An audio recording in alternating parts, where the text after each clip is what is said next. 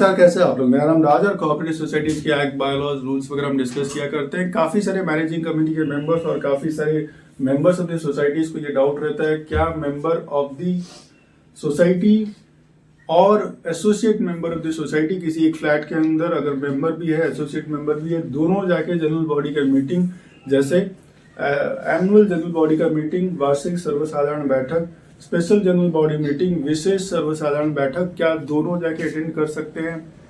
तो ये एक बहुत ही कॉमन डाउट है। कई सारे इंस्टेंस में ऐसे देखा जाता है कि दोनों के दोनों जाके जनरल बॉडी मीटिंग में बैठे हुए दोनों वहाँ पे वोट करने की कोशिश कर रहे हैं। तो ऐसा नहीं हो सकता है। तो भाई साहब, ये जानने के लिए आपको जाना पड़ेगा कि अपेंडिक्स नंबर 10A में जानना पड़ेगा। अगर आप मैनेजिंग कमेटी के मेंबर हो तो जब आप 10A का फॉर्म भर के दे रहे हो, फॉर्म कौन सा है? No objection certificate and undertaking. किस चीज का? कि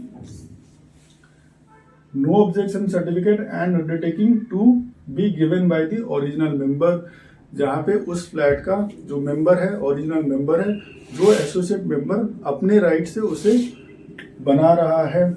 enable the intending associate member जो कॉन्टेस्ट करना चाहता है उसको अपने राइट्स दे रहा है और डिक्लेरेशन कर रहा है और नो ऑब्जेक्शन दे रहा है। Member of the managing committee of the society वो बने 5 साल के लिए और वो जितने भी राइट्स है वो एक्सरसाइज करे। मैं एक्सरसाइज नहीं करूंगा और जितने भी जनरल बॉडी के मीटिंग्स वगैरह है ये 5 साल के लिए वही अटेंड करेगा या वही अटेंड करेगी। तो यहाँ पे अगर मैनेजिंग कमेटी में एसोसिएट मेंबर चुन के आ रहा है तो मीटिंग भी एसोसिएट मेंबर ही अटेंड करेगा, चाहे वो कमेटी हो चाहे वो जनरल बॉडी हो।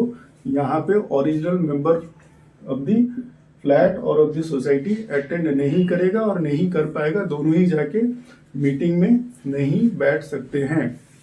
ये तो हो गया जहाँ पे मैनेजिंग कमेटी के बारे में बात हो रही है, ठीक है। इस केस में आप बायलॉज नंबर 117D भी रेफर कर सकते हैं। मगर अगर कोई normal member of the society है और उसका जो एसोसिएट मेंबर है, ये दोनों जाके अटेंड कर सकते हैं क्या? ऐसा भी नहीं हो सकता है, क्योंकि दोनों जाके बैठ नहीं सकते, दोनों जाके 2 वोट नहीं कर सकते। एक फ्लैट एक ही वोट है और उसको छोड़ के वहां पे जब आप रजिस्टर में एंटर करके जाते हो तो 2 अलग अलग रोज नहीं है, एक ही रो में मेंबर और एसोसिएट मेंबर दोनों के नाम लिखे रहते हैं और एंटर करने के टाइम में आपको अपने आईडी वगैरह दिखा के टिक करके साइन करके आपको एंटर करना होता है।